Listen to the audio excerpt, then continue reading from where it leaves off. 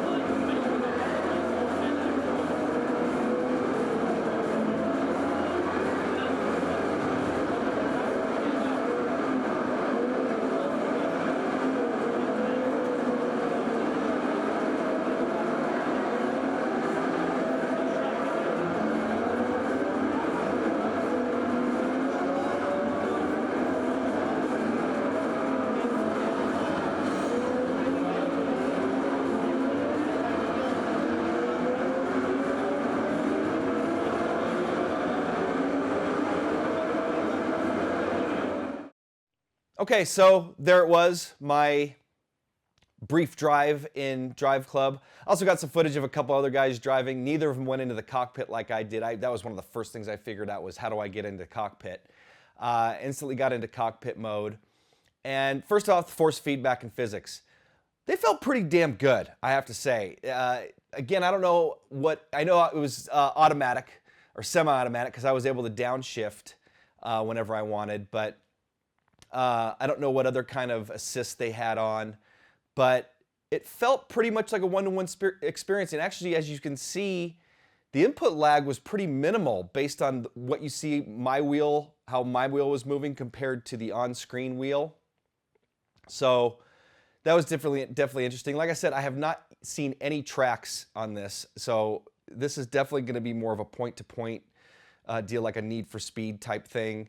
And I think you're really going to be able to interact online as far as racing against friends and, you know, having clubs and stuff like that. So, and on the arcade side, there was like Speed Trap. There was like a thing that kept popping up that was showing like the average speed. So it was almost like a Speed Trap type section. I don't know what else they're going to do as far as that arcade style of things go. Graphics look great. Frame rates seemed really solid. They had, as you saw, it started at night and transitioned to a day, and it was obviously very accelerated because I started racing with my headlights on, and then it transitioned to full daylight. So that was pretty neat. Lighting looked really cool. The saturations looked right. Cars. Lots of different cars, it seemed, are going to be in the title. Ferraris. I don't know if it was a roof or a Porsche. But there's going to be a Porsche-style car. Obviously, the Aston Martin, that's what I drove. Mercedes. So they've got some really cool licensed content. Honestly, I would love to see some more. I would love to see it on more of a track style. But, you know, we got a lot of titles out there with track-style racing. Gran Turismo, Forza, Project Cars is coming soon. So there's already a lot of titles that cover that. So it's kind of cool to see a variance for this and more variety, I should say, and more along the lines of a Forza Horizon. This seems almost like a Forza Horizon for the PS system. AI was pretty solid. I didn't get punted. I'd pass them, and you know I wouldn't get punted into some of the corners. So they seem pretty quick. I started at the back of the pack. I think I got up to second at one point, but I think I finished like third in my race.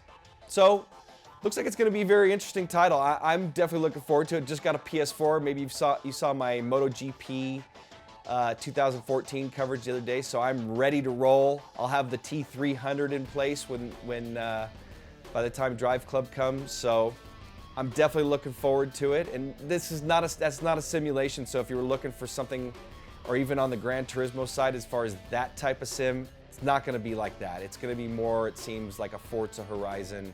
Along those lines. Heck, and the guys that developed MotorStorm is the team behind it. So anyway, that's going to wrap it up. Come to our website if you'd like. We'd love you to join us there, isrtv.com. I have a link right here you can click on if you're on a PC, if you're on a tablet or a phone.